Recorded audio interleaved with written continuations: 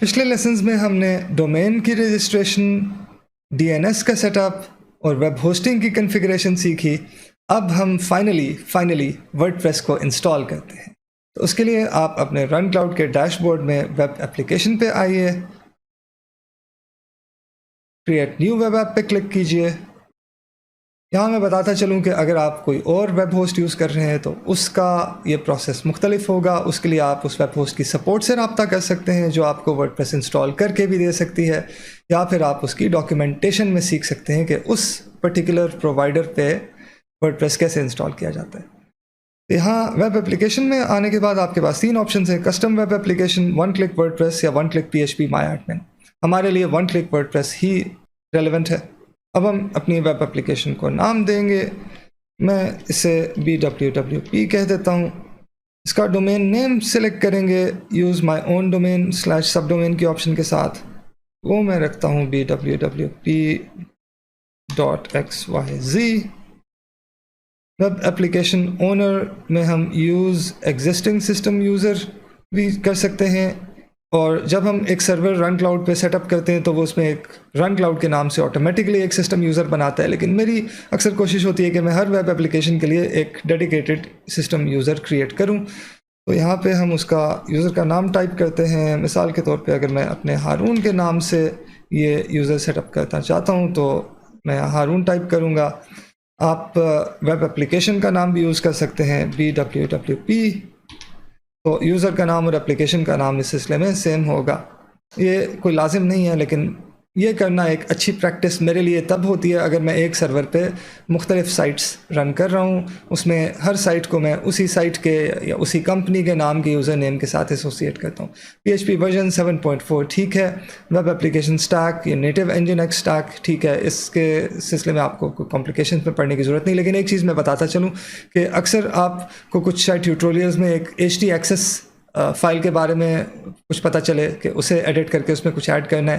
तो native NGINX stack fast होता है, परफॉर्मेंस के लिए बेहतर होता है, लेकिन इसमें htaccess फाइल नहीं होती। वो अपाशी सर्वर वाले स्टैक में होती है। अपाशी एक मुख्तलिफ वेब सर्वर है, NGINX एक मुख्तलिफ वेब सर्वर है। अपाशी ज़्यादा इस्तेमाल हुआ करता था किसी ज़माने में, अब तो NGINX बहुत ज़्यादा इस्तेमाल होता है। और अपाशी का एक फ़ाइल फॉर्मेट था .htaccess, जिसमें हम कुछ सर्वर के रूल्स डिफ़ाइन कर सकते थे।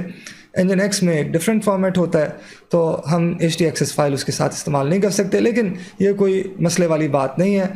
मेरी तमाम साइट्स नेटिव NGINX के स्टैक पे चलती हैं और मुझे कभी htaccess फ़ाइल की ज़रूरत नहीं पड़ती। आगे हम अपनी साइट को एक नाम देंगे। मैं इसका नाम रख लेता हूँ बिल्ड विद वर्डप्रेस, या लेट्स बिल्ड विद वर्डप्रेस रखा जा सकता है। साइट का एडमिन यूज़र नेम वो यूज़र होगा जो वेबसाइट पे कंटेंट मैनेज करने के लिए या वेबसाइट पे डिज़ाइन सेटअप करने के लिए वर्डप्रेस का एडमिनिस्ट्रेटर होगा। इसमें मैं अपना नाम ही इस्तेमाल कर लेता हूँ। एडमिन पासवर्ड हम कुछ भी रख सकते हैं। आप अपनी मर्ज़ी का पासवर्ड यहाँ सेट कर दीजिए। एडमिन ईमेल आपकी ऐसी ईमेल होनी चाहिए जिस पे आप एक्चुअली ईमेल रिसीव कर सकें। डेटाबेस की इंफॉर्मेशन देना ऑप्शन है। अगर आप यहाँ इनमें से कुछ भी प्रोवाइड नहीं करेंगे तो रन क्लाउड ऑटोमेटिकली ये तमाम फील्ड्स जनरेट कर देगा। और वर्डप्रेस का टेबल प्रीफिक्स WP_ होता है बाय डिफ़ॉल्ट। मेरी आदत है कि मैं इससे कुछ भी रैंडम कैरेक्टर्स इस्तेमाल कर लेता हूँ, जो सिक्योरिटी के लिए WP_ यूज़ करने से कुछ बेहतर समझा जाता है। तो इस केस में मैं BW_ कर लेता हूँ। उसके बाद हम ऐड वेब एप्लीकेशन BWWP पे क्लिक करेंगे तो हमारी वर्डप्रेस की इंस्टॉलेशन सेटअप होने का काम शुरू हो जाएगा। और लीजिए, हमारी वर्डप्रेस एप्लीकेशन सेटअप हो चुकी है। अब हम इसे इस्तेमाल कर सकते हैं। तो रन क्लाउड के साथ वर्डप्रेस इंस्टॉल करना इतना आसान था। अभी हम अगर अपनी वेबसाइट के एड्रेस को विज़िट करें BWWP.xyz पे, तो देखें हमें क्या मिलता है। और ये लीजिए, वर्डप्रेस का एक डिफ़ॉल्ट इंस्टॉल हमारी डोमेन पे ऑलरेडी तैयार हो चुका है। यहाँ पे मैं एक और काम करता चलूँ, क्योंकि आजकल सिक्योरिटी एक बहुत इम्पॉर्टेंट चीज़ है। उसके अलावा गूगल क्रोम भी ऐसी साइट्स पे जो SSL सर्टिफिकेट ना इस्तेमाल करती हूँ वहाँ नॉट सिक्योर दिखाता है, तो रन क्लाउड हमारे लिए SSL सर्टिफिकेट इंस्टॉल करना बहुत आसान बना देता है। उसके अलावा हम इस वेबसाइट को एक्सेस करने के लिए www डोमेन भी सेटअप कर देते हैं। अभी अगर मैं www.bwwp.xyz पे जाऊँ तो वेबसाइट अनअवेलेबल आ रही है, क्योंकि ये डोमेन इस वेबसाइट के साथ, इस वेब एप्लीकेशन के साथ इस्तेमाल के लिए कॉन्फ़िगर नहीं हुई।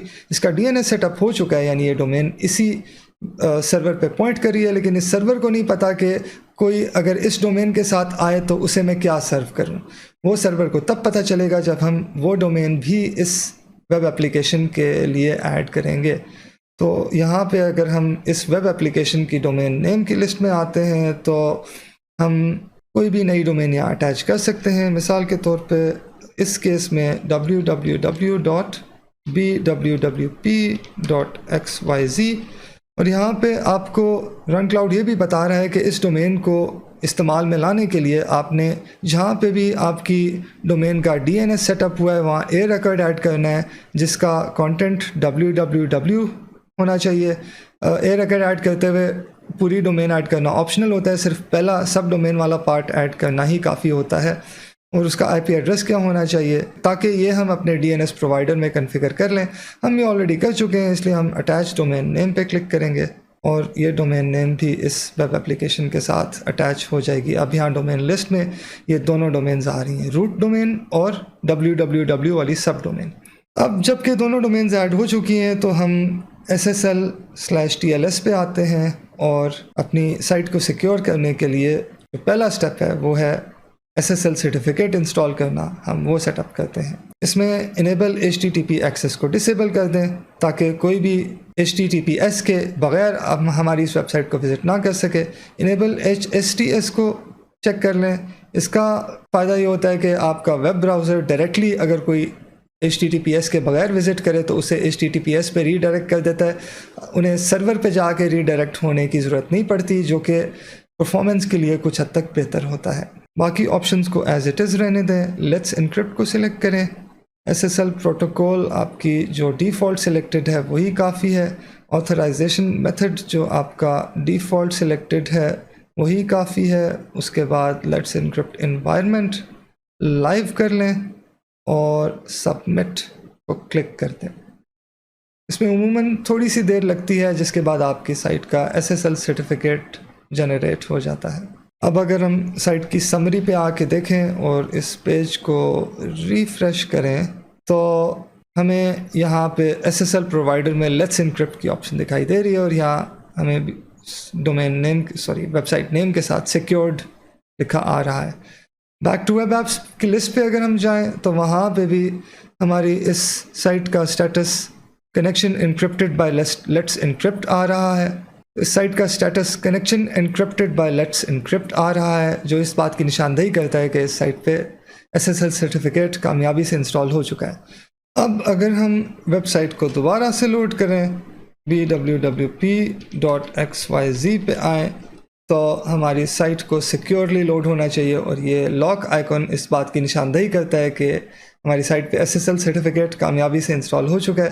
और साथ में हम www वर्जन भी देख लेते हैं। अगर हम www.bwwp.xyz पे आएँ तो ये भी मेन डोमेन पे रीडायरेक्ट कर देता है, और इस पे भी हमारा SSL सर्टिफिकेट कामयाबी से चल रहा है। तो ये था वर्डप्रेस का इंस्टॉलेशन प्रोसीजर। अब अगले लेसन में हम देखेंगे कि वर्डप्रेस को कॉन्फ़िगर कैसे करना है।